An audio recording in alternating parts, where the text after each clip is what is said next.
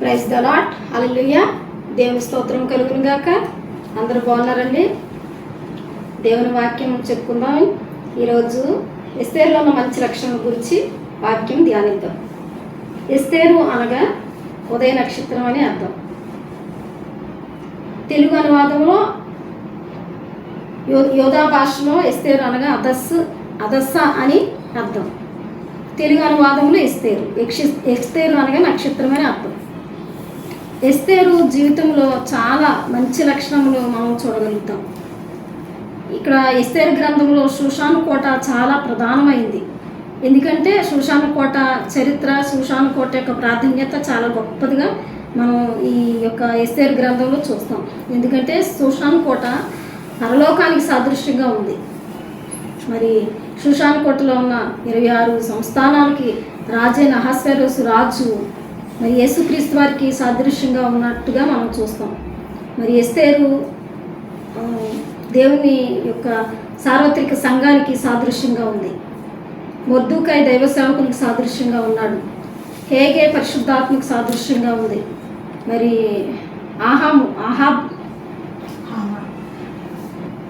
హామాను మరి సాతాను సాదృశ్యంగా ఉన్నాడు. యూదులకు బద్ధ శత్రువు ఈ హామాను. కనుక ఎవరి పాత్ర వాడు చక్కగా ఈ షూషాను కోటలో పోషించినట్లుగా మనం చూస్తాం. వస్తీ అయితే మరి పడిపోయిన ఆత్మీయులకు సాదృశ్యంగా ఉంది. పరలోకం నుండి నెట్టివేయబడే ఆత్మలకు సాదృశ్యంగా ఈమె ఉంది. కనుక ఈ యొక్క ఎస్తేరు గ్రంథంలో నుండి మనం అనేకమైన మంచి లక్షణములు మనం నేర్చుకోవచ్చు అన్నమాట. ఈ హామాన్ అనేవాడు దుష్టునికి సాదృశ్యంగా ఉన్నాడు.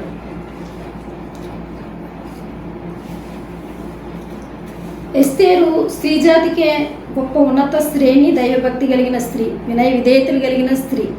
ఆమె తల్లిదండ్రులు లేనిది. తన పెదనాన్న కొడుకైన మొర్దుకై యొక్క మరి పెంపకంలో ఆమె తన కుమార్తెగా స్వీకరించి ఆమెను పెంచినట్లుగా మనకి వాక్యంలో తెలియజేస్తుంది. ఆమె చాలా సుందరమైన అందము కలిగిన స్త్రీ. వాక్యం బాగా తెలిసిన యవ్వనురాలు. వేగం కలిగి సమయోచిత జ్ఞానంతో రాజుకోటలో మరి అనుకూత మెసులుకున్న స్త్రీ. ఈమె దిక్కులేని వారికి దేవుడే దిక్కు అంటారు కదండి మరి పెద్దలు. కనుక ఈ దిక్కులేని ఆమె పట్ల దేవుడు గొప్ప ప్రణాళికను ఆయన కలిగి ఉన్నాడు. ఎందుకంటే ఈమె మనుషుల మీద ఆధారపడలేదు, మరి పైన దేవుని మీదే ఆధారపడిన స్త్రీ. దేవుని మీద ఆధారపడి వారు ఎప్పుడు సిగ్గునందరండి. ఎందుకంటే కొందరే దేవుని మీద ఆధారపడతారు, అందరూ ఆధారపడరు. అయితే ఆయన మీద ఆధారపడి వారు ఎప్పుడు మోసపోరు, సిగ్గునందరు. కనుక ఈమె ఆ దేవుని యందు భయభక్తులు కలిగి దేవుని మీద ఆధారపడింది. కనుక ఒక ఉన్నతమైన మరి మంచి భవిష్యత్తు దేవుడు ఆమె గొప్ప ప్రణాళిక దేవుడు ఆమె ఎడల కలిగి ఉన్నాడు. మరి మొర్దుకై పెంపకంలో ఆమె చక్కగా మరి పెరిగింది. మొర్దుకై కూడా వాక్యం బాగా తెలిసినవాడు, దైవభక్తి గలవాడు. కనుక ఆమె దైవభక్తిలో వాక్యం ఎదుగుదల ఆమెను పెంచాడు. దేవుడు దీనుల్ని హెచ్చిస్తాడని మనం గత వారంలో మరి లేఖనంలో మనం తెలుసుకున్నాం. అయితే దేవుడు పెంటకుప్ప నుండి దేవుని పేదలను పైకెత్తాడని, నేల నుండి దరిద్రులను పైకెస్తాడని మనం లేఖనం ద్వారా మనం తెలుసుకున్నాం. అయితే ఇదిగో ఈ ఎస్తేరు కూడా మరి దరిద్రురాలు, పేదరాలు, ఒక బాగా పేదింటి అమ్మాయి. కానీ దేవుడు ఈ పేదరాల్ని పైకెత్తాడు, నేల నుండి ఆమెని పైకెత్తాడు. దేవుడు దీనులను ఆయన లేవనెత్తే దేవుడు. కనుక ఆయన మీద ఆధారపడేవారు ఎవ్వరూ సిగ్గునందరు అన్నమాట. దేవుడు ఈమెని ఒక గొప్ప ప్రణాళికతో షూషాను కోటలోకి పంపించాడు. ఈమె షూషాను కోటలు అడుగు పెట్టగానే ఈమె హేగే వశం చేయబడింది. హేగే ఏ అలంకరణ ఇచ్చాడో ఆ అలంకరణ కాక ఆమె మరొక అలంకరణ కోరుకోలేదని మరి దేవుని వాక్యం సెలవిస్తుంది. మరి ఈ యేసుక్రీస్తుకి సార్వత్రిక సంఘముగా ఉన్న నీవు నేను కూడా హేగే వశం అవ్వాలని దేవుడు కోరుకుంటున్నాడు. హేగే ఇచ్చిన ఆత్మీయ అలంకరణ కాక వేరొక అలంకారం మనం కోరుకోకూడదని దేవుని వాక్యం తెలియపరుస్తుంది. చాలామందికి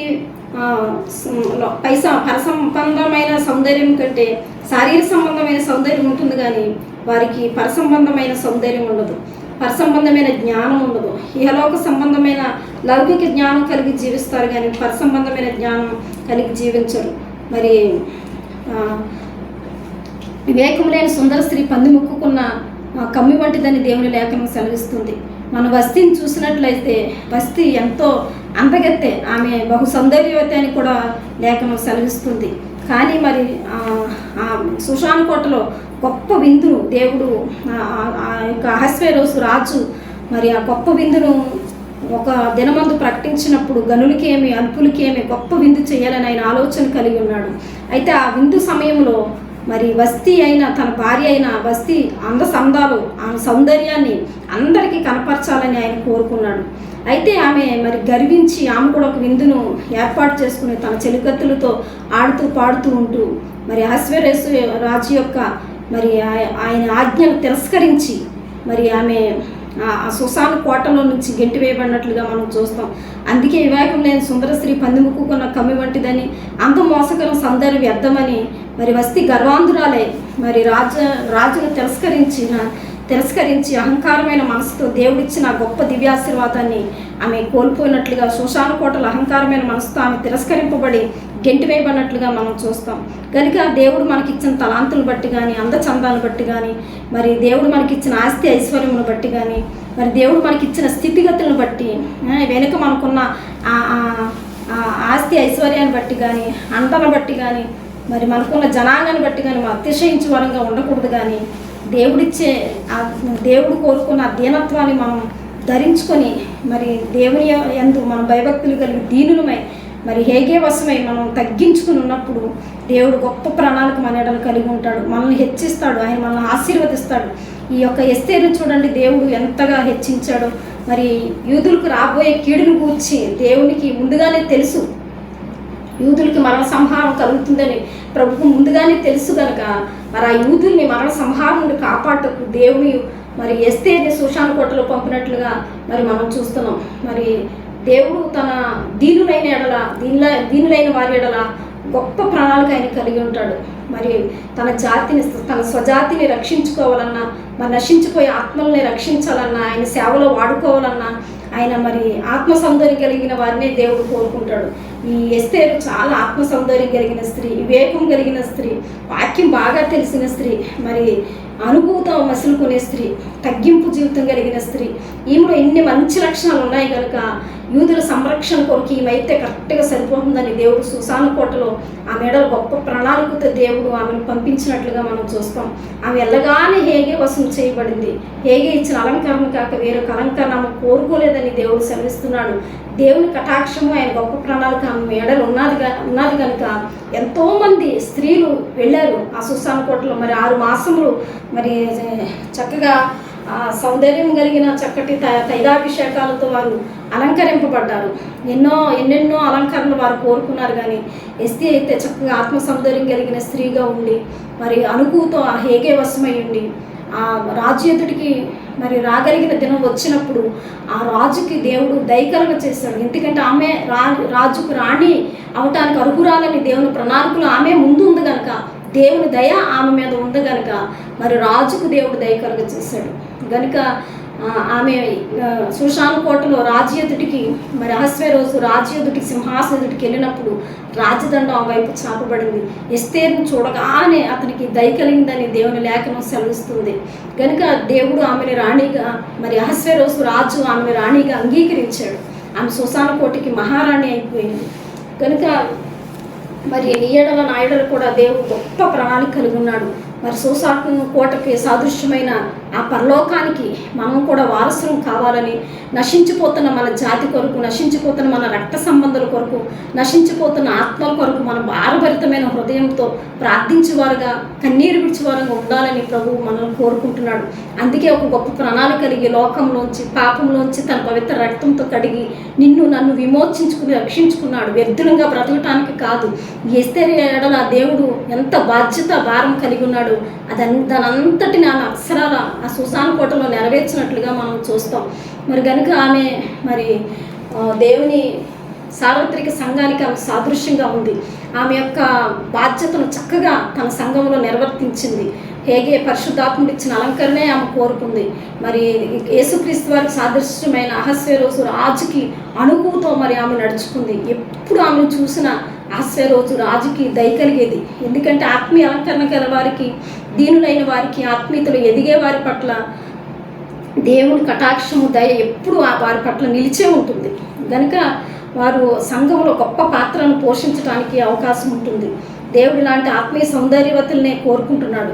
మనం కూడా మరి ఆత్మీయ అలంకరణ కలిగి దేవుడు ఎప్పుడైతే మనం ఆత్మీయ అలంకరణ కలిగి అనుకూల బుద్ధితో మనం మెసులుకుంటామో, తగ్గింపు జీవితంతో మనం మెసులుకుంటామో, మరి వాక్యంలో ఎదుగుచు, మరి ప్రార్థనలో ఎదుగుచు మనం భయభక్తులు కలిగి జీవిస్తామో, దేవుడు మన మీద కూడా గొప్ప ప్రణాళిక వేస్తాడు. మరి సంఘ క్షేమావృద్ధి కొరకు ప్రార్థించే అవకాశం కానీ, మరి భూమి మీదకి రాబోయే కీళ్ళ గురించి కానీ, నశించిపోతున్న ఆత్మల పట్ల భారభరితం కానీ మరి నీకు కలుగజేస్తాడు. నీవు ఆత్మీయంగా ఎదగకుండా, వివేకం లేకుండా, మరి వాక్యానుసారంగా ఎదుగుదల లేకుండా, ఆత్మ సౌందర్యం లేకుండా ఎలా పడితే అలాగే సంఘంలో మన ప్రవక్తం ఉంటే మనం వ్యర్థులమైపోయే ప్రమాదం ఉంది. వస్తీ వలె గెంటి వేయబడే ప్రమాదం కూడా ఉంది. మరి దేవుడు విసర్జించి మరి నీ బదులు ఇంకొక పాత్రను ఎన్నుకునే నీ స్థానంలో ఇంకొక విసిగిపోయి మరి దేవుడు నీకు ఇచ్చిన అవకాశమును, కృపను మరి నిర్లక్ష్యం చేస్తే, బాధ్యత నిర్లక్ష్యం చేస్తే, మరి వస్తీ వలె దేవుడు నిన్ను విసర్జించి నీకంటే ఉన్నతమైన స్థానంలో ఎస్తేర్ లాంటి దీనిరాన్ని ఎన్నుకునే అవకాశం ఉంది కనుక సంఘంలో నీకు ఇచ్చిన బాధ్యతను నువ్వు చక్కగా నిర్వర్తించాలని ప్రభువు నిన్ను కోరుకుంటున్నాడు. నీలో ఆత్మీయ అంతరంగ స్వభావమును, సౌందర్యమును ఆయన కోరుకుంటున్నాడు. ఆయన నీవు ఆ వాక్యంలో ఎదగాలని కోరుకుంటున్నాడు. మరలా అనుకూలత మనం మెసులుకోవాలని కోరుకుంటున్నాడు. పరసంబంధమైన దైవ జ్ఞానం గలవారమే ఉండాలని ఆయన కోరుకుంటున్నాడు. ఎప్పుడైతే మనం ఇలాంటి మంచి లక్షణాలు కలిగి ఉంటామో సంఘ క్షేమాభివృద్ధి యొక్క బాధ్యత నీ మీద దేవుడు పెడతాడు. కొంతమంది మరి దైవజనులకు సమపోలికగా ఆత్మీయతలు ఎదుగుతారు. దైవజనులకు సమపోలికగా దర్శనములు చూస్తారు. దైవజనులకు సమపోలికగా ప్రార్థన చేస్తారు. వారు అంత మరి విశ్వాసగా ఉన్నప్పటికీ కూడా మరి దైవజనులు పోలి వారు చక్కటి ఆత్మీయ ఎదుగుదలలో ఉంటారు. ఒక్కొక్కసారి దైవజనులకి రాని దైవ దర్శనములు విశ్వాసానికి వచ్చే అవకాశం ఉంది. దైవజన్యుల దేవుడు చూపిన కృప ఒక విశ్వాసుడు కూడా చూపే అవకాశం ఉంది. ఎందుకంటే మన ఆత్మీయ సౌందర్యాన్ని బట్టి దేవుడు మనల్ని ఎన్నిక చేసుకుంటాడు అనమాట. కనుక ఈమె గొప్ప అనుకోగలిగిన స్త్రీ అవటం వల్ల మరి సుసాను కోటలో ఆమెకి వెళ్ళినప్పుడు మరి సుసాను కోటలో ఆమె చేరినప్పుడు మొర్దుకై యొక్క పెంపకంలో ఆమె ఎలా ఉందో ఇప్పుడు కూడా ఆమె అలాగే దీనత్వం కలిగి ఉందంట. మరి దేవుని వాక్యం సెలవిస్తుంది, నా తల్లిదండ్రులు నన్ను విడిచినను, యెహోవా నన్ను చేరదీయును అని మరి లేఖనం సెలవిచ్చినట్లుగా మరి తల్లిదండ్రులు ఆమెను లేకపోయినప్పటికీ మరి మొర్దుకై ఆమెను ఆదరించి చక్కటి మరి పోషణ అతనికి మరి దైవభక్తి కలిగి వాక్యానుసారంగా ఆమెను పెంచడానికి దేవుడు ఆమె ఎడల మొర్దుకైకి కటాక్షాన్ని కలగజేశాడు. మరి బాధింపబడి వారి పక్షంగా యెహోవా వ్యాజ్యమాడతాడని దేవుని లేఖనం సెలవిస్తుంది. దరిద్రులకు ఆయన న్యాయం తీస్తాడని మరి దేవుని లేఖనం సెలవిస్తుంది. కనుక మరి ఎస్తేరు మరి పెదరాలైనప్పటికీ ఆమెకి దేవుడు గొప్ప న్యాయం తీర్చాడు. ఎందుకంటే ఆమె అనుకువైన బుద్ధిని బట్టి. ఎస్తేరు ముద్దుకై పోషణలో ఎలా ఉందో మరి సుసాను కోటలో వెళ్ళినప్పుడు కూడా ఆయన ఆజ్ఞను ఎప్పుడు మరి మొద్దుకే ఒక ఆజ్ఞాపిస్తాడు ఆమె గురించి. ఏంటంటే నీ జాతిని కూర్చుని కానీ మరి నీ యొక్క జనమును కూర్చి కానీ నువ్వు నోరు విప్పొద్దు, ఆ సుసాను కోట నీ వంశం కూర్చి ఎవ్వరికి తెలియపరచొద్దని చెప్పినప్పుడు ఆమె అతని ఆజ్ఞకు లోబడింది. మరి సుసాను కోటలో నేను మహారాణిని అయిపోయాను, అతను చెప్పిన మాట నేను వింటమేంటి, అతని మాటకి నేను లోబట్టమేంటి, ఇక్కడ నేను మహారాణిని మరి నా ఇష్టానుసారంగా నేను జీవిస్తాను అని అహంకారమైన మనసు ఆమెకి లేదు. ఆయన పోషణలో ఆమె ఎలా ఉందో అలాగే సుసాను కోటలో మహారాణి అయినప్పటికీ కూడా ఆమె అతని ఆజ్ఞను తిరస్కరించగా తన జాతి పేరైనా తన వంశం పేరైనా తెలియపరచకుండా అతని ఆజ్ఞకు లోబడినట్లుగా మనం చూస్తాం. చాలామంది కొంచెం స్థితిగతి మనల్ని ఆశీర్వదించి దేవుడు ఒక ఉన్నత స్థానంలో పెట్టిన, ఒక మంచి ఉద్యోగం ఇచ్చిన, మన స్థితిని కొంత ఉన్నతంగా దేవుడు ఆశీర్వదించిన పట్టుకోలేమండి వాళ్ళని. ఇంకా అసలు వాళ్ళు ఎలా ప్రవర్తింటారో కూడా తెలియదు. ఎందుకంటే ఎవరైనా మరి పేదరికంలో ఉన్న విశ్వాసులు కంటపడినప్పుడు వాళ్ళు నేను ఎప్పుడు చూడలేదు, వాళ్ళు నేను ఎరగలేదు, వాళ్ళకి వందనాలు చెప్పడం కూడా వాళ్ళు అర్హులు కాదు, వీరు తగరు, నాకు నా స్థాయికి సరిపోరు అన్నట్లు కొంతమంది మరి దేవుడి స్థితిగతులను బట్టి గర్వించి అహంకారమైన మనసుతో మరి వారు జీవిస్తారు చాలామంది లోకంలో. కానీ ఎస్తేరు చూడండి 26 సంస్థానములకు రాజైన అహస్వేరోజుకి ఆమె భార్య అయ్యింది. అయినా ఆమె దీనత్వంలో మార్పు రాలేదు, ఆమె యొక్క తగ్గింపు జీవితంలో మార్పు రాలేదు, ఆమె అనుకువ ప్రవక్తల్లో మార్పు రాలేదు, మరి ఆత్మ సౌందర్యంలో మార్పు రాలేదు. ఎక్కడ ఆమెలో గర్వంకు అహంకారంకు చోటు లేదు. కనుక ఆమె మరి యూదుల సంరక్షణ కొరకు ఒక ప్రణాళిక వేయబడి సుసాను కోటలో దేవుడు పంపించాడు. ఎస్తేరును చూసిన వాళ్ళందరికీ దయ కలిగిందంటండి. ఎవరైతే ఆత్మీయ సౌందర్యం కలిగి వాక్యానుసారంగా మరి ఎదిగి వర్ధిల్లుతారో వారు మనుషుల దయలో దేవుని దయలో మరి వర్ధిల్లుతారని దేవుని లేఖనం సెలవిస్తుంది. ఎందుకంటే మరి యేసుక్రీస్తు వారు కూడా మరి ఆత్మ సౌందర్యం కలిగిన వారు కనుక ఆయన దేవుని దయలో మనుషుల దయలో వర్ధిల్లారు. మరి సమూయేలు కూడా ఎంతో దీనత్వం గలవాడు. మరి దైవజనుడు పిలిచినప్పుడు ఎన్ని మార్లు పిలిచినా వెళ్ళి విసుగుపోకుండా ఆయన పరిచర్య చేయనట్లు ఆయన తగ్గింపు జీవితం మనం చూస్తాం. మరి ఆయన కూడా దేవుని దయలో మనుషుల దయలో వర్తిల్లాడు. ఎవరైతే మరి ఆత్మీయ సౌందర్యం కలిగి వాక్యానుసారంగా జీవించి అనుకోగలిగి జీవిస్తారో వారికి దేవుని దయ ఉంటుంది, మనుషుల దయ ఉంటుంది. వారు దేవుని దయలో వర్ధిల్తారు, మనుషుల దయలో కూడా వర్ధిల్లే అవకాశం ఉంది. కనుక స్త్రీలందరికంటే మరి రాజు ఎస్తేర్ని ప్రేమించాడని లేఖనం సెలవిస్తుంది. ఎందుకు స్త్రీలందరికంటే రాజును ఎస్తేర్ని ప్రేమించాడో తెలుసా? మరి రాజు మరి మొదటగా మరి వస్తీ విషయంలో శారీరక సంబంధమైన సౌందర్యం చూసి ఆయన మోసపోయి ఇంకా పై రూపమును చూడకూడదు కానీ అంతరంగ స్వభావమును చూచి మరి నేను ఈ స్త్రీని ఎందుకు చేసుకోవాలని అనుకున్నాడు. ఆయన ఒక్కసారి మోసపోయాడు కదండి. శారీరక సంబంధమైన సౌందర్యాన్ని పై రూపాన్ని చూచి వస్తు విషయంలో ఆయన మోసపోయాడు కనుక మరి నష్టపోయేసి అవమానపరచబడ్డాడు కనుక ఈసారి అలా కాకూడదని ఎవరు అనుకోగలిగిన స్త్రీలు, ఎవరు మరి వాక్యానుసారంగా ఎదిగిన స్త్రీ, మరి ఎవరు వివేకం కలిగిన స్త్రీ, ఎవరు ఆత్మ సౌందర్యం కలిగిన స్త్రీ అని ఆయన పరిశోధించి పరీక్షించి మరి ఆమెని కోరుకున్నట్టుగా దేవుని వాక్యం తెలియపరుస్తుంది. రాజు అక్కడ శూషాను కోటలో పిలువబడిన స్త్రీలందరికంటే ఎస్తేరుని మరి ఎక్కువగా ప్రేమించాడని మరి లేఖనం సెలవిస్తుంది. కన్యకలందరికంటే అతని వలన ఆమె దయా దాక్ష్యము పొందిందని లేఖనం సాక్ష్యమిస్తుంది. ఎందుకు ఆమె అంత దయను అంత దాక్ష్యాన్ని ఆమె మరి రాజు పొందిందంటే ఆమె యొక్క తగ్గింపు జీవితం. హేగే ఇచ్చిన అలంకారం కాక వేరొక అలంకారం కోరుకోలేదు. ఆమె ఆత్మ సౌందర్యాన్ని కోరుకున్న స్త్రీ కనుక ఆమె కన్యకలందరికంటే మరి రాజు యొక్క దయాదాక్ష్యమును పొందింది. మనం ఎప్పుడైతే ఆత్మీయ సౌందర్యం అలంకరించుకుంటామో అప్పుడు దేవుని దయాదాక్షిణ్యాలు మెండుగా మనం పొందుకునే అవకాశం ఉంది. మరి స్త్రీలందరికంటే రాజు ఎస్తేర్ని ప్రేమించాడంట. ఎప్పుడైనా నువ్వు ఆత్మీయ సౌందర్యం కలిగిన మరి వాక్యంలో ఎదిగిన మరి స్త్రీవైతే తప్పక నీకు యేసుక్రీస్తు వారు నిన్ను మరి భూమి మీద ఉన్న స్త్రీలందరికంటే ఎక్కువగా ప్రేమించే అవకాశం ఉంది. అందుకే దేవుని వాక్యం ఇలా సెలవిస్తుంది, చాలామంది ప్రతిభతా ధర్మం గలవారు కలరు కానీ వారందరికీ నీవు మించిన దానివని ప్రభువు మరి వధువు సంఘాన్ని మరి పొగుడుతున్నట్టుగా లేఖనం సెలవిస్తుంది. ఈ ఎస్తేరు కూడా అలాంటి మరి పొగడ్తలకు మరి అనుకోగలిగిన స్త్రీగా ఉంది. కనుక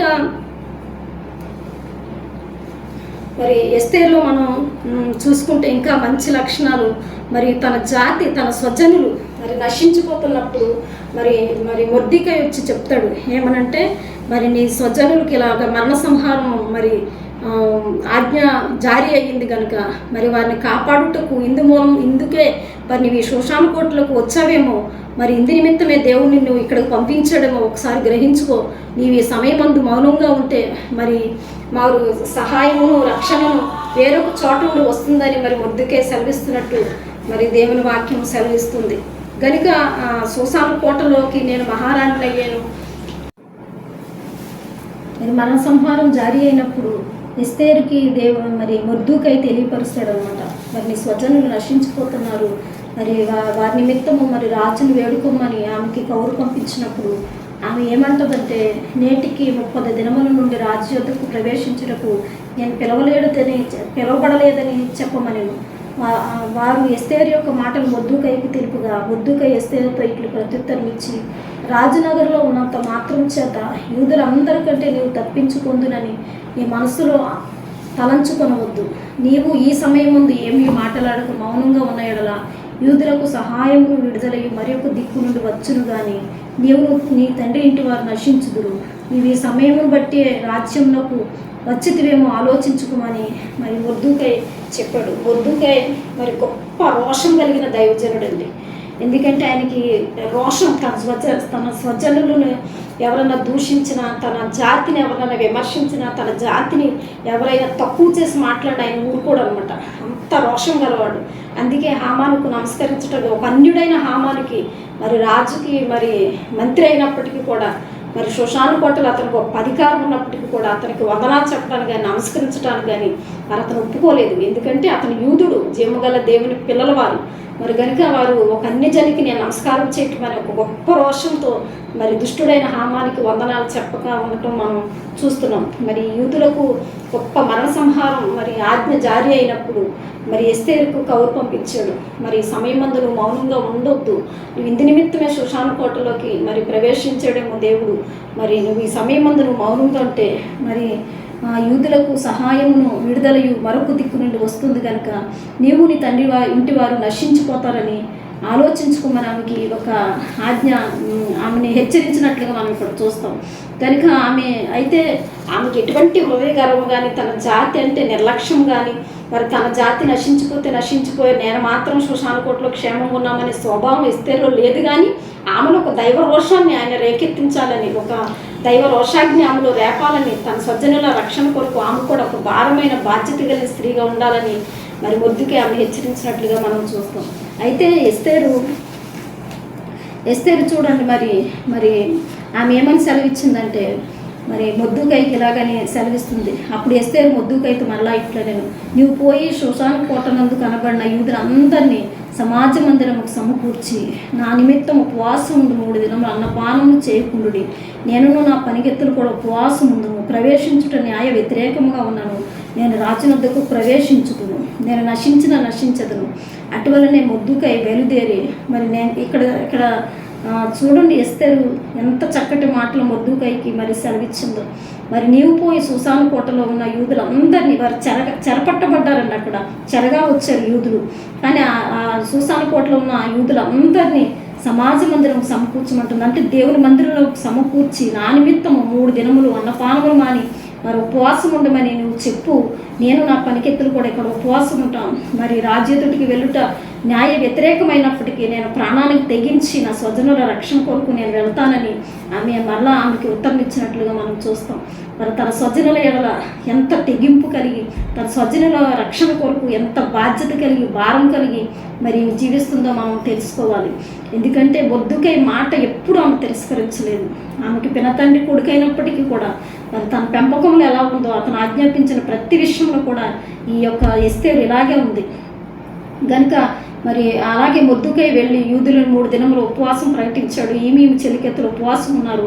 మరి ప్రాణానికి తెగించి ఆమె మరి 3 దినములైన తర్వాత 3 దినాలు కన్నీటితో ప్రార్థన చేసుకుని మరి రాజుకు దయకలగ చేయమని ఆమె కన్నీటి ప్రార్థన చేసినప్పుడు ఆమె రాజుతుడికి వెళ్ళినప్పుడు వెంటనే రాజు ఆమె ఎడల మరి రాజదండం చాపి మరి ఏమి కావాలి, రాజ్యంలో సగం మట్టికి నీకు ఇచ్చేయాలా అని అడిగినప్పుడు ఆమె ఎంత దీనస్థితితో ఆమె దేవునికి మరి సాదృశ్యంగా ఉన్న అహస్వేరోషు రాజుని మరి బ్రతిమలాడుకుంటుంది ఆమె. ఎందుకంటే నా స్వజనులు నశించిపోతున్నారు, మరి నా స్వజనుల కొరకు ఆమె మొదటే ఈ విషయం చెప్పేది. ఆమె ఎంతో చక్కటి దైవ జ్ఞాన వివేకంతో అక్కడ నడుచుకున్నట్లుగా మనం చూస్తాం రాజు ఎదుట. ఎందుకంటే ఆమె 3 విందులకి ఆయన్ని పిలిచింది 3 సార్లు. అహస్వేరోషు రాజుని మరి విందుకు పిలిచింది. మూడవ విందులో మరి తన యొక్క కోరికను మరి మరలా ఆయన అడుగుతాడు. 3 సార్లు కూడా నీకేం కావాలి, మరి శూషాను కోటలో సగమా, ఈ రాజ్యంలో సగం మట్టుకు నీకు కావాలి, అది కూడా నేను ఇచ్చేస్తానన్నాడు. అంటే రాజు మరి ఆమె ఎస్తేరుని ఎంత ప్రేమించాడు, ఆమె పట్ల ఎంత దయ కలిగి ప్రవర్తించాడో మనం చూస్తున్నాం. ఎందుకంటే మనం దేవుని దయ పొందాలంటే అలాంటి స్వజనుల రక్షణ విషయంలో చక్కటి భారభరితమైన హృదయం మనకు ఉండాలి, తగ్గింపు జీవితం మనకు ఉండాలి. మరి ఆ దైవజనుని నోటి మాటను నోటి మాటకు లోబడే వారంగా మనం ఉండాలి, ఉపదేశానికి లోబడే వారంగా ఉండాలి. మరి దైవజనునికి సాదృశ్యమైన ఈ మొర్దెకై యొక్క ఉపదేశము కానీ ఆయన నోటి మాటను కానీ ఎస్తేరు ఎప్పుడు తిరస్కరించలేదు, గొప్ప విధేయత చూపింది. అలాగే మనము కూడా మరి దేవుడు మనకు సంఘములో బోధించే ఉపదేశానికి మనం విధేయం అవ్వాలి, ఉపదేశానుసారంగా మనం జీవించాలి. అప్పుడు దేవుని కటాక్షము దయ మన మీద ఉంటుంది. కనుక ఈ మొర్దెకై విషయంలో మరి రాణి అయిన ఎస్తేరు ఎంతగా చక్కగా ఆయన మాటలకు లోబడినట్లు మనం చూస్తాం. 3 సార్లు విందుకు పిలిచి 3వసారి చెప్తుంది, నేను నా స్వజనులు నశించిపోతున్నామని. మరి నశించిపోతున్నామని చెప్పినప్పుడు మరి రాజు అహస్వేరోషు రాజు అడుగుతాడు, ఎవడు ఆ దుష్టుడు, మరి నీ జాతిని నశింపచేసి ఆ దుష్టుడు ఎవరన్నప్పుడు దుష్టుడైన హామానే అని చెప్పినప్పుడు మరి అతడు మరి ఈ యూదుడైన మొర్దెకైని మరి సంహరించాలని చూస్తాడు అనమాట. మొర్దెకైని సంహరించాలని చూస్తాడు. మరి శూషాను కోటలో ఉన్న యూదులందరినీ వాడు చంపేయాలని చూస్తాడు. దేవునికి మరి అహస్వేరోషు రాజుకు లేనిపోయిన మాటలు చెప్తూ ఉంటాడు. నీ యొక్క ఈ సుసాను కోటలో ఒక జాతి ఉంది, ఆ జాతి వారి ప్రవర్తన సకల జాతుల ప్రవర్తనకి వ్యతిరేకంగా ఉంది కనుక వారు మరి ఈ జాతికే చాలా మరి సుసాను కోటలో గొప్ప నష్టం కలిగే అవకాశం ఉంది, ఈ మీకు అవమానం కలిగే అవకాశం ఉందని వాడు మరి దుష్ట మాటలు అబద్ధపు మాటలు చెప్పినప్పుడు రాజు మరి వాడి యొక్క నమ్మకమైన పరిచారకుడు కనుక రాజుకి వాడి మాటలని ఆయన చేతి ఉంగరాన్ని ఇచ్చి మరి వారికి మరణ సంహారాన్ని జారీ చేయటం ఇదంతా మనకు తెలుసు. మరి ఆ మరణ సంహారం జారీ అయినప్పుడు ఎస్తేరు ఎంతో వినయ భయభక్తులతో మరి చక్కటి వివేకంతో రాజు ఎదుట ప్రవర్తించినట్లుగా మనం చూస్తాం. ఆ మరణ సంహారం తప్పిపోవటకు ఒక మూల కారణమైందని అడిగినప్పుడు మరి దేవుడు ఆమె వెళ్ళి ఆ సుసాన కోటలో రాజు ఎదుటికి వెళ్ళి మరి ఈ రాజు అహశ్వేరోషు రాజుని అడిగినప్పుడు వెంటనే ఆయనకి ఆమె పట్ల దయ కలిగినప్పుడు ఆమెను అడుగుతున్నాడు ఈ రాజు ఏమని అడుగుతున్నాడంటే నీ కోరిక ఏంటి అని అడుగుతున్నాడు. అప్పుడు ఆమె చెప్తుంది, నా స్వజనులందరూ నశించిపోతున్నారు కనుక వారికి మరణ సంహారాన్ని రద్దుపరచమని అడిగినప్పుడు, ఎందుకంటే సమయం లేదు, తెల్లవారితే ఆజ్ఞ జారీ చేసేయాలి, ఈ రాత్రే కార్యం జరిగిపోవాలి. అప్పుడు దేవుడు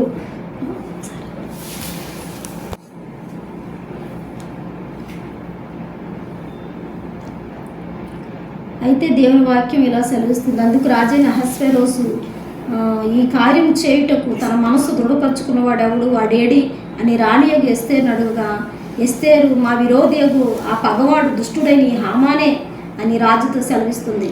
అప్పుడు అంతటా హామాను రాజు ఎదుటను రాణి ఎదుటను భయభ్రాంతుడై రాజు ఆగ్రహం ఉంది ద్రాక్షారసం విందును విడిచి నగరు వనమునకు పోయాను. అయితే రాజు తనకు ఏదో హాని చేయని ఉద్దేశించున్నాడని హామాను తెలుసుకుని రాణి అయిన ఎస్తేరు ఎదుట తన ప్రాణం కొరకు విన్నపము చేయుటకై నిలిచింది. చూసారా, రాణి ఏ జాతినైతే సంహరించాలనుకున్నాడో మరి ఆ జాతికి చెందిన ఎస్తేరు కాళ్ళు పట్టుకుని బ్రతుకున్నాడుకున్నాడు ప్రాణభిక్ష పెట్టమని.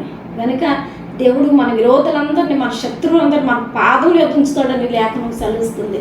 కనుక ఈ శోషాను కోటలో మరి యూదులకి శత్రువైన ఈ హామాను మరి ఎస్తేరు పాదాలు పట్టుకునేటట్లుగా మరి దేవుడు చేశాడు. ఆమె ప్రార్థన అంగీకరించాడు, యూదులు చేసిన ప్రార్థన అంగీకరించాడు.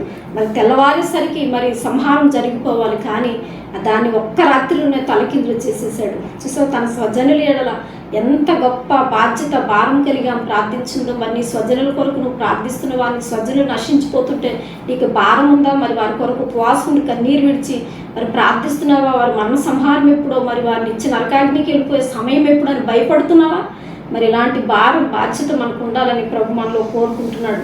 మరి వెనువెంటనే రాజు తన చేతి ఉంగరం తీసి మరి తాకీదులు మార్చమని సెలవిచ్చినప్పుడు మరి ఆ మొర్దుకై కూడా ఎస్తేరు కూడా ఇద్దరు కూడా మరి తాకీదులు తలకిదులు చేశారు. తెల్లవారేసరికి ఆ మరణ సంహారం రద్దుపరిచి వేరే తాకీదు రాసి వేరే మరి ముద్రను మరి యూదులకు విడుదల రక్షణ కలగాలని వారు ముద్రను ముద్రించి మరి వారి ప్రాణాలు విమోచించినట్లుగా రక్షించినట్లుగా మనం చూస్తాం. ఎంత మరి మరణ సంహార విషయంలో ఆపద విషయంలో ఎలా సత్ప్రవర్తన కలిగి జ్ఞాన వివేకం కలిగి మొద్దుకే ఎస్తేరు ప్రవర్తించారో మనం చూస్తున్నాం. కనుక ఈ ప్రాణానికి తెగించింది స్వజనుల రక్షణ కొరకు. మరి మన స్వజనులు త్రాగుబోతులే, తిరుగుబోతులే, మరి నశించిపోతుంటే మనం ప్రాణానికి తెగించి ఉపవాసం ఉండి ప్రార్థించే వాళ్ళగా మనం ఉంటున్నామా? అలాంటి భారభర్తన హృదయం మనకు ఉండాలని ప్రభు మనల్ని కోరుకుంటున్నాడు. కనుక ఎస్తేరు వలె మరి మంచి వధువు సంఘముగా, దేవునికి ఇష్టమైన ప్రీతికరమైన వధువు సంఘముగా మనం సిద్ధపడాలని ప్రభు కోరుకుంటున్నాడు. ఎప్పుడైతే దేవునికి ప్రీతికరమైన వధువు సంఘంగా మనం అలంకరింపబడతామంటే మనం ఫస్ట్ స్వస్థత బుద్ధి కలిగి సుబుద్ధి కలిగి ప్రవర్తించాలి. రెండవదిగా ఆత్మ సౌందర్యం కలిగి జీవించాలి. మూడవదిగా మనం వాక్యానుసారంగా ఎదిగిన వారంగా ఉండాలి. నాలుగవదిగా మన స్వజనుల రక్షణ కొరకు ప్రాణం తెగించినంతగా పోరాడి వారిని రక్షించుకునే వారంగా ఉండాలి.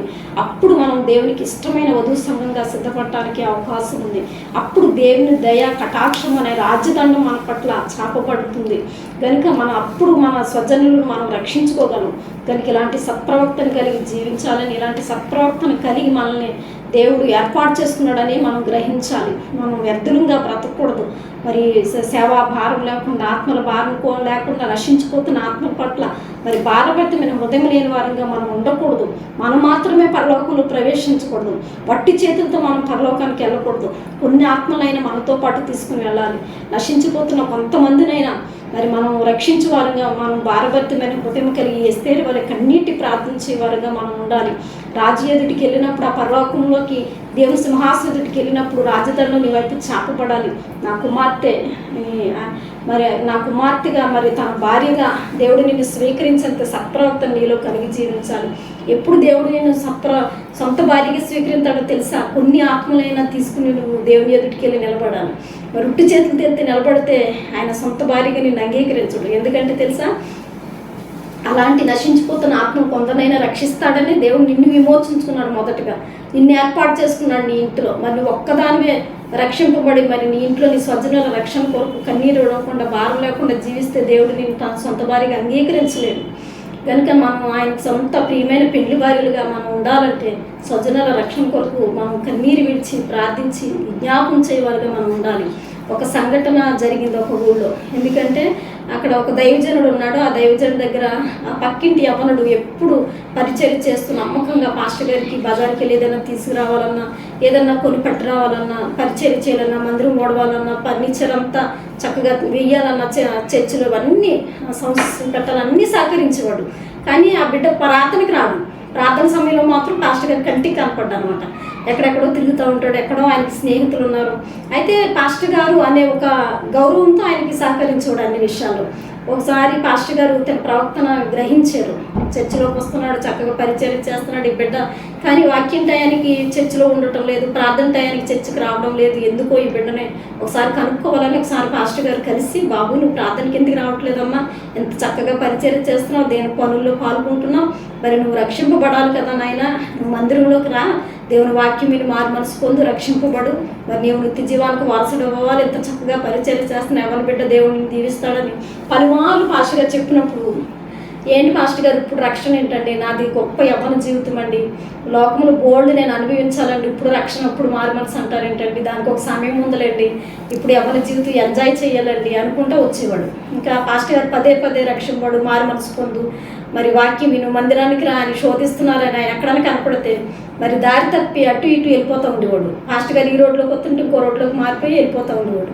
అలాగా బాబు మరి చెడు స్నేహాన్ని బట్టి విపరీతమైన త్రాగుడికి మరి బానిసైపోయి చెడు లక్షణాలన్నీ కోరుకుని మరి గొప్ప పాపపు ఊపిలో కూరుకుపోయాడు. ఒకరోజు బాగా తాగి మరి అర్ధరాత్రి వేళ మరి స్నేహితులతో తాగి ఎంజాయ్ చేసి పార్టీ చేసుకుని అతను బాగా త్రాగి తులుతూ మరి ఆ మెయిన్ రోడ్డు మీద వస్తున్నప్పుడు లారీ అతను గుద్దేయటం జరిగింది. ఆ యాక్సిడెంట్లో బాబుకి నడుము విరిగిపోయింది, కాళ్ళు చేతులు ఇరిగిపోయి అనమాట. అప్పుడు హాస్పిటల్లో జాయిన్ చేశారు. జాయిన్ చేసినప్పుడు డాక్టర్స్ ఏం చెప్పారంటే, ఇతను 3 నెలల కంటే ఎక్కువ బ్రతకడు, ఇతను ఏమన్నా తినాలంటే మీరు పెట్టేయండి, అంతకంటే ఎక్కువ బ్రతకటం కష్టం, ఎలాంటి వైద్య శాస్త్రం అందించిన ఎలాంటి గొప్ప హాస్పిటల్కి తీసుకెళ్ళిన, ఎలాంటి గొప్ప డాక్టర్కి తీసుకెళ్ళిన ఇతను 3 నెలల కంటే ఎక్కువ బ్రతకడు, 3 నెలల సమయం ఉంది కనుక ఇతనికి ఏం కావాలంటే అది ఇవ్వండి, చక్కగా అతను పోషించండి, అతని కోరికలన్నీ తీర్చిన డాక్టర్స్ చెప్పారు. ఈ మాట అతను చెవును పడినప్పుడు అప్పుడు పశ్చాత్తాపం కలిగింది. అప్పుడు మంచం మీద పడి హాస్పిటల్ బెడ్ మీద కన్నీరు విడుస్తున్నారు. ప్రభు ఆ దైవజనులు అనేకసార్లు నన్ను హెచ్చరించారు, అనేకసార్లు నాకు చెప్పారు, యవ్వన జీవితం పాడు చేసుకోవద్దు బాబు, ఇది ఎంతో విలువైన జీవితం అని. కానీ ఆయన మాటను, ఆయన ఉపదేశాన్ని నేను త్రోసివేసి ఈ దినమందు ఇలాంటి మరి భయంకరమైన స్థితికి మరి నేను అప్పగింపబడ్డాను. ఒకసారి వాళ్ళ అమ్మని పిలిచి దగ్గరికి, అమ్మ దైవజనులు ఒకసారి పిలిపించు, ప్రార్థన చేయించు, కనీసం ఈ సమయంలో అయినా ప్రభు నా పాపాలు క్షమించడానికి పరలోకం చేర్చుకుంటాడేమో అడుగుతానమ్మా అని గొప్ప కన్నీటితో, వేదనతో, గుండె భారంతో బరువెక్కిపోయి అతనికి ఆ దైవజన్ని పిలిపించుకున్నాడు. దైవజనులు వచ్చి ప్రార్థన చేసి మరి అతనికి వాక్యం చెప్పి ఆదరించి ధైర్యపరిచారు. దేవుడు నమ్మదగిన వాడు బాబు, పశ్చాత్తాపం మించిన పాప క్షమాపణ లేదు, నువ్వు చేసిన పాపములన్నీ దేవుని యొద్ద ఒప్పుకుని నువ్వు విడిచిపెట్టు, తప్పక పరలోక రాజ్యం చేరతావు, దేవుడు నిన్ను క్షమిస్తాడు, ఆయన నమ్మదగిన దేవుడు, మంచి దేవుడు, మనలో పశ్చాత్తాపాన్ని కోరుకుంటున్నాడు కనుక నువ్వు ఖచ్చితంగా రక్షింపడు, దేవుని పాపాలు క్షమిస్తాడు, నువ్వు కన్నీటితో ప్రార్థన చేసుకుని నేను కూడా ప్రార్థన చేస్తానని మరి ధైర్యపరిచి మరి ఆ బిడ్డను ఆదరించి దైవజనులు ప్రార్థన చేసి వెళ్ళారు. ప్రార్థన చేశారు. ఇతను బాగా పశ్చాత్తాపడుతున్నాడు, కన్నీరు విడిచి ప్రార్థన చేసుకుంటున్నాడు. 3 దినాలు అలా ప్రార్థన చేసుకున్నప్పుడు అతని గుండెల్లో ఉన్న భారం అంతా తొలగిపోయి ఏదో గుండె మరి ఏదో భారం అంతా తొలగిపోయి తేలికైపోయినట్లు ఒక నెమ్మది మనశ్శాంతి మరి అతనికి కలిగినట్లు అతను గ్రహించాడు. అప్పుడు ఒక నిర్ణయానికి వచ్చాడు, ఓ దేవుడు నన్ను క్షమించాడు, నా గుండెలోని పాపభారం అంతా తొలగించేశాడు, నాకు నెమ్మది కలిగింది, నాకు మనశ్శాంతి కలిగింది అని సంతోషించాడు. కొన్ని రోజులు అయిన తర్వాత మళ్ళా పాస్టర్ గారు వచ్చారనమాట. వచ్చినప్పుడు ఇతను చాలా దిగులుగా, చాలా బెంగగా, మరి మానసికంగా ఎంతో కుమిలిపోతున్నాడు అనమాట. అప్పుడు పాస్టర్ గారు అడిగారు. పాస్టర్ గారు ఏమనుకున్నారంటే, సాధారణ చెవులు ఏదన్నా మోసం అప్పు మాటలు చెప్పాడేమో, దేవుడు నీ పాపాలు క్షమించలేదు, నువ్వు పరలోకం వెళ్ళలేదు అని ఆడేమన్నా ప్రేరేపించాడేమో, అందుకే ఈ బిడ్డ చింతగా ఉన్నాడేమో అని దైవజనులు అనుకున్నారు. అప్పుడు అడిగారు, బాబు ఏంటి నువ్వు అలా ఉన్నావు అని అడిగితే, కాదయ్యా, నేను దేవుని దగ్గరికి ఉత్తి చేతులతో వెళ్ళవలసి వస్తుందని బాధపడి ఏడుస్తున్నానయ్యా. మీరు ఎన్నోసార్లు చెప్పారు రక్షింపబడమని, మారు మనసు పొందమని, మరి దేవుని సేవ పరిచర్య చేస్తున్నావు, చక్కగా నువ్వు దేవుని సందులో స్థిరపరచు మీరు చెప్పారు. ఆ యవ్వన కాలం అంతా మీరు చెప్పినప్పుడు నేను రక్షింపబడితే నాతో పాటు కొన్ని ఆత్మలు నేను సంపాదించి దేవుని యొద్దకి నేను తీసుకుని వెళితే ఆ గొప్ప బహుమానం నేను దేవుని యొద్ద పొందుకునేవాడిని. కానీ ఇప్పుడు రక్తహస్తాలతో దేవుని సన్నిధికి వెళ్ళాలని నాకు బాధగా, దుఃఖంగా ఏడుపు వస్తుందంటే అది తలుచుకుంటేని మరి ఆ యవ్వన బిడ్డ ఆ దైవజనుడి దగ్గర బాధపడినప్పుడు అప్పుడు ఆ దైవజనుడు ప్రార్థన చేసి ఆ బిడ్డను ధైర్యపరిచి, సిలువ మీద దొంగ కూడా ఉట్టి చేతులతోనే వెళ్ళాడు, బాబు నువ్వేమి అధైర్యించేందుకోసం మరి దేవుడు నీకు ప్రాణభిక్ష పెట్టి నిన్ను పాపాలు క్షమించి ఆయన నిన్ను నిత్య జీవం చేర్చుకున్నాడు కనుక నువ్వు సంతోషంగా దేవుని సన్నిధికి వెళ్ళి ఉత్తి చేతులతో బాధపడొద్దని ఆ దైవజనుడు ప్రార్థన చేసి అతను ధైర్యపరిచారు. మరి నీ పరిస్థితి ఏంటి? నువ్వు ఒక్క ఆత్మనైనా రక్షించావా? నువ్వు కూడా దేవుని దగ్గరికి ఉట్టి చేతులతో వెళ్ళవలసి వస్తుందేమో ఒకసారి ఆలోచించావా? మరి ఇంతవరకు నీ స్వజనుల రక్షణ కొరకు ఎస్తే వాళ్ళే భారం కలిగి కన్నీరు విడిచి ప్రార్థించి మరి మరణ సంహారం నుండి మన స్వజనులు తప్పించాలని మరి నీలో మరి భారం ఉందా? ఆ బాధ్యత ఉందా? నీవు ఆ భారం బాధ్యత లేకుండా నువ్వు మట్టిగా రక్షింపబడి ఉత్తి చేతులు దేవుని సన్నిధికి నీకు ఎటువంటి బహుమానం ఉండదు. కనుక దేవుడు నిన్ను తన సొంత భార్యగా, పెండ్లి భార్యగా, మరి వధువు సంఘంగా నిన్ను ఆయన చేర్చుకోలేడు. కానీ లేదంటే నీవు మట్టికి నువ్వు రక్షింపబడతావు, అగ్నిలో నుండి తప్పింపబడినట్టు నువ్వు రక్షింపబడతావు. కానీ ఎటువంటి బహుమానం కానీ, ఎటువంటి దేవుని చేత ఘనత కానీ, మెప్పు కానీ, మహిమ కానీ మరి నీకు ఉండదు. మరి ఎస్తేరు వలె మన స్వజనుల రక్షణ కొరకు ప్రాణం పోనంతగా మరి ప్రాణానికి తెగించి పోరాడి మన రక్త సంబంధాలందరినీ, మన ఇరుగు పొరుగు వారిని, మన దేశాన్ని మనం కన్నీటితో మరి సంపాదించుకునే వాళ్ళగా మనం ఉండాలి. ఒక పక్క ఎంతో భయంకరంగా మతోన్మాదులు రెచ్చిపోతున్నారు, మరి మత కలహాలతో పెడుతున్నారు. ఎందుకంటే ఎస్తేరు వలె మరి స్వజనుల రక్షణ కొరకు, దేశ రక్షణ కొరకు మరి ప్రార్థించేవారు మరి కరువైపోయారు కనుక మరి ఇంత పెచ్చిమిల్లిపోతున్నారు ఈ మతోన్మాదం లేకుండా మరి దేవుడు సమాధానకరమైన రాజ్యాన్ని స్థాపించేటట్లు నీవు నేను భారం కలిగి, బాధ్యత కలిగి, కన్నీరు విడిచి ప్రార్థన చేసినప్పుడు దేవుడు మన దేశంలో ఒక సమాధానం స్థాపిస్తాడు. అప్పుడు యూదుల్లో గొప్ప అల్లుకల్లోనూ మరి ఎంతో మరి బాధ, భయము, భీతి వారిని పట్టి పీడిస్తుంది. అలాంటి సమయంలో ఎస్తేరు తన ప్రాణానికి తెగించి తన ఉపవాసం నుండి కన్నీరు విడిచి మరి ఆ భయం నుండి, ఆ భీతి నుండి తన స్వజనుల మరణ సంహారం నుండి రక్షించుకుంది. మరి ఇప్పుడు కూడా లోకంలో మన దేశంలో ఎంతో మరి క్రైస్తవునికి వ్యతిరేకంగా అల్లకొల్లాలు మరి రేగటం మనం చూస్తున్నాం. మరి కనుక భారభరితమైన హృదయంతో మనం కూడా ప్రార్థన చేసినప్పుడు మరి ఆశ్చర్యకరమైన సహాయం దేవుడు మనకు అందించి మరి సేవకుని చంపేస్తున్నారు, మందిరాలు కాల్చేస్తున్నారు, మరి బాంబులు పెట్టి మందిరాలు కూల్చేస్తున్నారు, దౌర్జన్యం చేస్తున్నారు, మరి ఆ విగ్రహ సంబంధమైన జెండాలు మరి పాతిస్తున్నారు, మరి అంత రౌడీజం చేస్తున్నారు, మరి అంత దౌర్జన్యం చేస్తున్నారు. మరి హామాన్ లాంటి దుష్టులు చెలరేగిపోతున్నారు దేశంలో. దీని అంతటి కారణం ఏంటో తెలుసా? మరి ఎస్తేరు లాంటి మరి చక్కటి స్వజనుల రక్షణ కొరకు మరి ప్రాణానికి తెగించి ఉపవాసం ఉండి కన్నీరు విడిచి ప్రార్థించే భారభరిత హృదయం మనకు లేదు కనుక మరి మన మీద ఇక మీదట ఎస్తేరు వలె భారం కలిగి, బాధ్యత కలిగి మన దేశ రక్షణ కొరకు, స్వజనుల రక్షణ కొరకు, మన ఇంటివారి రక్షణ కొరకు ఉపవాసం కన్నీరు విడిచి ప్రార్థించి మన దేశంలో సమాధానాన్ని దేవుడు స్థాపించి మరి మన దేశంలో నశించిపోతున్న ఆత్మలు రక్షించేటట్లు ఇక మీదట మన భారభరిత హృదయంతో ప్రార్థించి ఆయన పెళ్లి భార్యగా, వధువు సంఘముగా సిద్ధపడాలని కోరుకుంటే మాటలు ముగిస్తున్నాను. Praise the Lord. దేవుడు మిమ్మల్ని దీవించి ఆశీర్వదించునుగాక. God bless you. మహాపరిశుద్ధుడా, మహోన్నతుడా, మహోన్నత స్థలంలో నివసించు మా యేసయ్య, నీ ఘనమైన పరిశుద్ధ శ్రేష్ఠ నామాన్ని బట్టి కృతజ్ఞతలు చెల్లిస్తున్నాను తండ్రి. మరి ఈ సమయం అందు ప్రభా మరి ఎస్తేరులో ఉన్న మంచి లక్షణములు నాయన తెలుసుకోవటానికి మీరు ఇంతటి భాగ్యం మాకు ఇచ్చారు. మరి సూసానుకోట పరలోకానికి సాదృశ్యంగా ఉందని ప్రభా, సూసానుకోటలో ఒక్కొక్కరు పరలోక సాదృశ్యమైన నాయన తండ్రి మరి భూలోక సంఘంలో ప్రభా బాధ్యత కలిగిన పాత్రలు పోషించినట్లుగా మేము తెలుసుకున్నాం ప్రభా. మరి హేగే గొప్ప నాయన పరిశుద్ధాత్మకు నాయన సాదృశ్యంగాను ప్రభా, మరి అహస్వేరోసు రాజు యేసుక్రీస్తు వారి సాదృశ్యంగా వధువు సంఘమైన తండ్రి మరి నీ పవిత్ర సంఘానికి మనకి ఎస్తేరు సాదృశ్యంగా ఉన్నట్లుగా, మొర్దెకై గొప్ప దైవజనునికి సాదృశ్యంగా, మరి హామాను దుష్టునికి సాదృశ్యంగా మరి నాయన మేము చూసుకున్నాం దేవా. తెలుసుకోవటానికి కృప చూపించారు నాయన. మరి హామాను దుష్టుడైన సాతానుకు నాయన సంబంధించిన వాడికి మేము తెలుసుకోవటానికి మీరు కృప చూపించారు. ఆత్మీయతలో పడిపోయి ప్రభు లోకాన్ని స్నేహించి ప్రభు పరలోకం నెట్టివేయబడిన ఆత్మలకు నాయన బస్తీ నాయన సాదృశ్యంగా ఉన్నట్లుగా మరి మీరు మాకు తెలియపరిచారు. మా ప్రవక్తను ఎలా ఉందో మరి గెట్టివేయబడిన అనుభవంలో మేము ఉన్నామో ప్రభు. మరి ఎస్తేరు వలె ప్రభు మరి నీ యొక్క రాజదండము మాపై చాపబడినట్లు దయకు పాత్రులుగా ఉన్నాము. స్వజనుల రక్షణ కొరకు భారం ఎత్తున హృదయంతో ప్రాణానికి తెగించి ప్రార్థించేవారుగా ఉన్నాము ప్రభు. మరి దేశ రక్షణ కొరకు, దేశ సమాధానం కొరకు, శాంతి కొరకు, స్వజనుల రక్షణ కొరకు, సేవకుల క్షేమం కొరకు, సంఘాల క్షేమం కొరకు భారభర్తమైన హృదయం ఎస్తేరు వలె ప్రార్థించేవారుగా ఉన్నామో లేదో మరి యొక్క మొర్దెకై యొక్క పెంపకంలో ఆమె ఎలా ఉందో సూసాను కోటలకు విన్నాము అలాగే ఉందని లేఖనం సెలవిస్తుంది.